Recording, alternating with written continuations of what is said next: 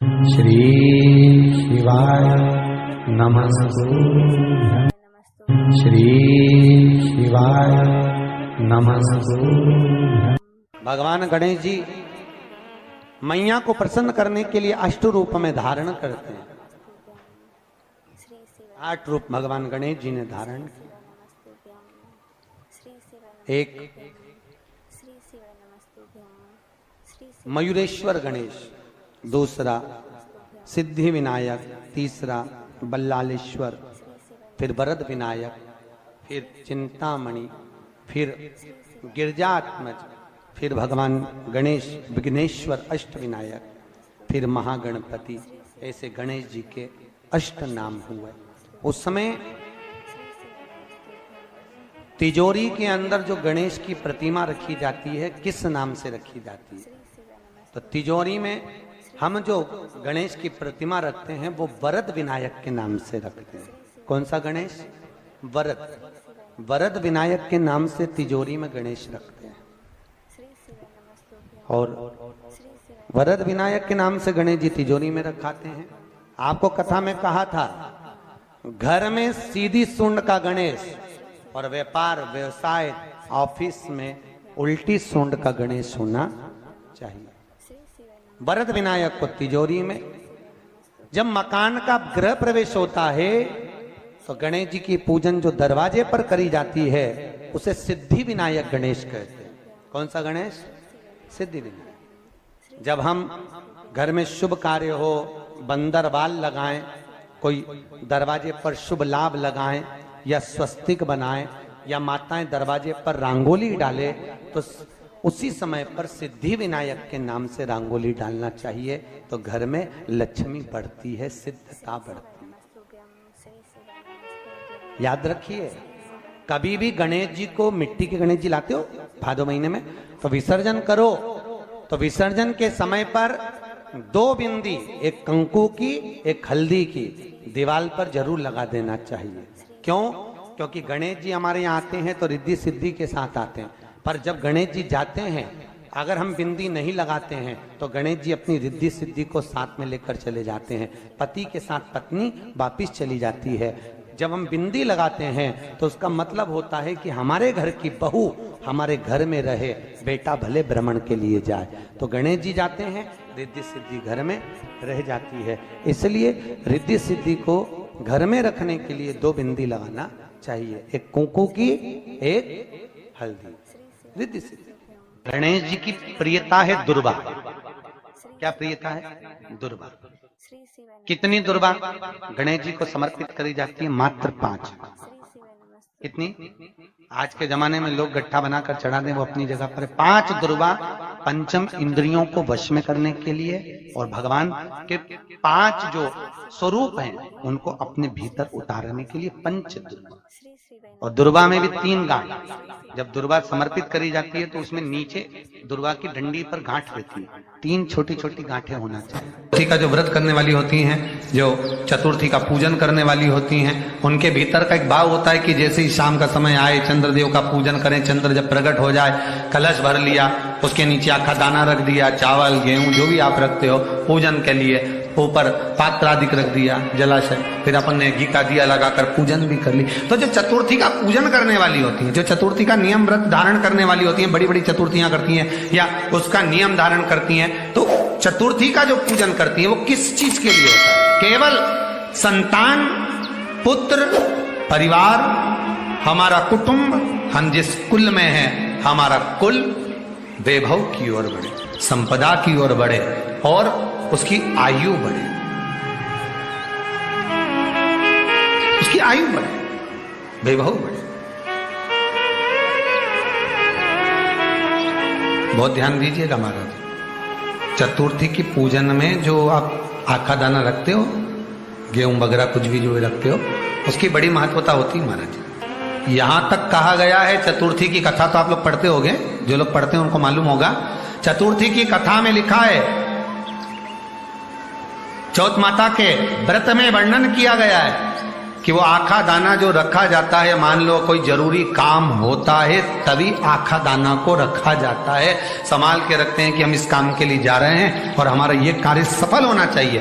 तो जिसने चतुर्थी का व्रत करा है, जिसने चंद्रदेव का पूजन करा, चतुर्थी का व्रत करा, वो गणेश जी से विनती करके वहां से 2-4 आखा दाना उठा ले, और जो व्यक्ति का काम अटक रहा है अपने ही घर का, पर दूसरे कुल को नहीं देना, अपने ही कुल के अंतर्गत जो काम अटक रहा है उसकी जेब में, उसके पन्नू में उस चीज को रख दिया जाए।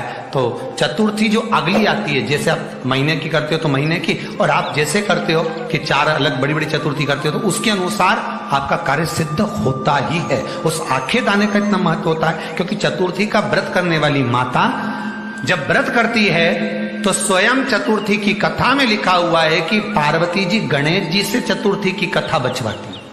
चतुर्थी की कथा बाची किसने थी? स्वयं गणेश जी महाराज ने। और सुनी किसने थी?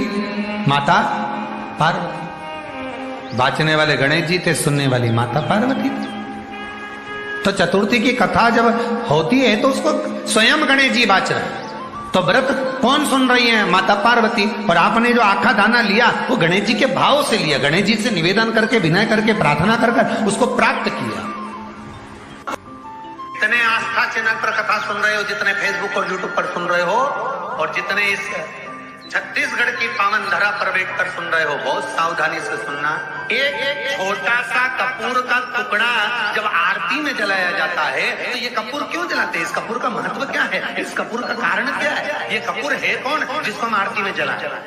क्या जरूरत इस कपूर को आरती में जलाने की? क्या जरूरत इसको यज्ञशाला में जलाने की? क्या जरूरत है इस कपूर को पूजन में जलाने की? स्वयं गुरु बाबा कहते हैं यदि कोई आरती में, पूजन में, घर में एक कपूर का टुकड़ा आरती के बाद में जब समर्पित करेगा तो उसको अश्वमेध यज्ञ का पुण्य प्राप्त हो जाएगा। अश्वमेध यज्ञ के पुण्य को पाने के लिए कपूर का टुकड़ा आज भी आरती में जलाया जाए।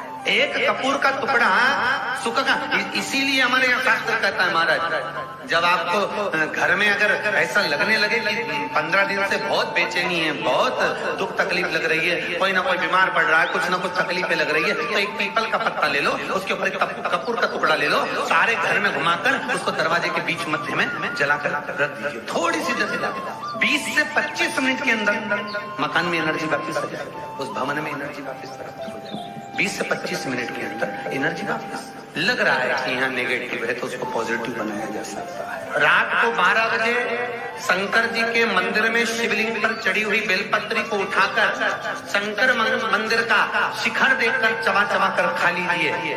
आपके पाँव के घुटने बदलने की जरूरत नहीं पड़ेगी, ऑपरेशन की जरूरत नहीं। गणेश जी फिर ही कब रहते हैं? तो हमने कहा अब ये तुम्हारे ऊपर, हमको तो मालूम भी नहीं, हम तो अपॉइंटमेंट लिए भी नहीं उनसे, तो तुम्हें ज्यादा स्मरण हो। तो 3 तक आप शंकर जी की कथा करते हो, आपको नहीं मालूम कि गणेश जी कब फ्री रहते हैं? हमने कहा गणेश जी फ्री रहने का केवल एक समय होता है, एक टाइम होता है, एक पल होता है, एक घड़ी होती है कि गणेश जी महाराज हमारे घर में आ गए। गणेश जी की सबसे पहली जो आरती हो, उस आरती के समय पर अगर धूप बत्ती जलाई जाए या गोबरी को जलाकर उसमें गूगल छोड़ी जाए और गूगल छोड़ने के बाद गणेश जी का नाम ध्रुम वर्ण कह दिया जाए तो गणेश जी को तुम्हारे घर की पूजा स्वीकार करना पड़ती है। बस वो समय हम जानते, हम तो बस उतना जानते हैं कि शिव महापुराण में लिखा और मुद्गल पुराण में लिखा, गणेश पुराण में लिखा, गणेश जी का एक नाम होता है ध्रुम वर्ण। क्या नाम है?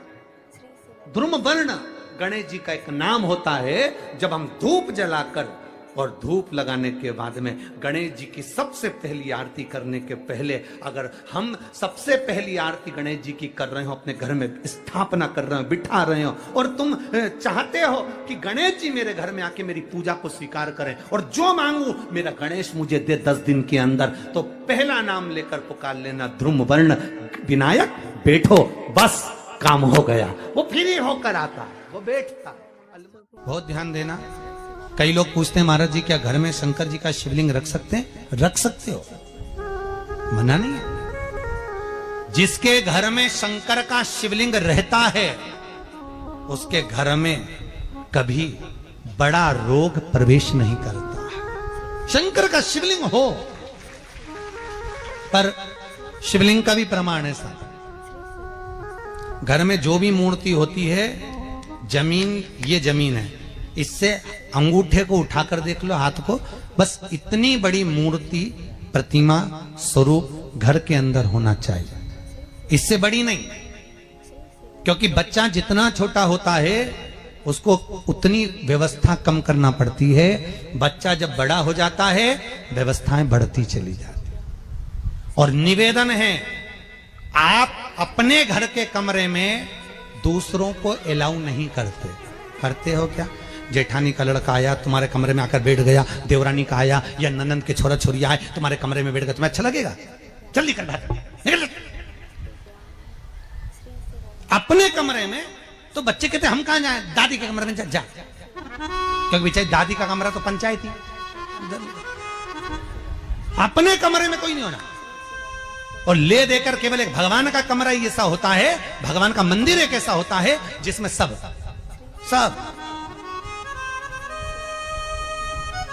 तीर्थ करने गई। कहां? रामेश्वर। गणेश जी भगवान शंकर से बोले पिताजी फिर तीर्थ गई है। शंकर जी बोले बेटा खसक के बैठ जा, पकड़ के लाती होगी। तीर्थ गई, वहां से रामेश्वर जी को ले आई, फिर बद्रीनाथ गई, वहां से पकड़ लाई, द्वारका गई, वहां से ले आई। इतना सारा देवी देवता एक ही मंदिर में, सारा पितर देव, ये देव वो देव सब बैठा, बेचारा ये सब खसकाया बैठा। इतना सा तो मंदिर, उसमें भी ऐसा फंसाया बैठा। और उसी में पानी का लोटा, उसी में जल सब रख गई, और मालूम पड़े वो लोटा भी लुढ़क गया, सब गीला हो गए। गणेश जी ने कहा पिताजी पूरे गीला हो गए। शंकर भगवान बोले बेटा अब तो आरती करके गई, कल ही आएगी। अब तो गई, और सुबह से आई, इतनी सी शक्कर लिए, इतनी सी कटोरी में, और आरती भी कर रही शक्कर धर के, और दिया हाथ में, और इधर हाथ में घंटी, तन मन धन सब कुछ तेरा, मुंह से बोल रही तेरा, ऊपर से दिखा रही ठेंगा, समझना मत ही तेरा, समझना नहीं तेरा। पहले के लोग घंटी बजाते थे, अंगूठा नीचे रखते थे। आज के जमाने में तन मन धन सब कुछ तेरा, समझ भगवान भी कहे का फंस इतनी सी शक्कर, और सब भगवान के सामने एक इतनी सी शक्कर धर दी। गणेश जी के मैं खाऊं, राम जी के मैं खाऊं, हनुमान जी के मैं खाऊं, सब झगड़ रहा है। इतने में सब झगड़ रहे, तो इन्होंने विचार करा, इनने खाने के चक्कर में अपनी किचकिच कराई, अब की बार ये किचन में जाओ तो अपन भी किचकिच कराओ।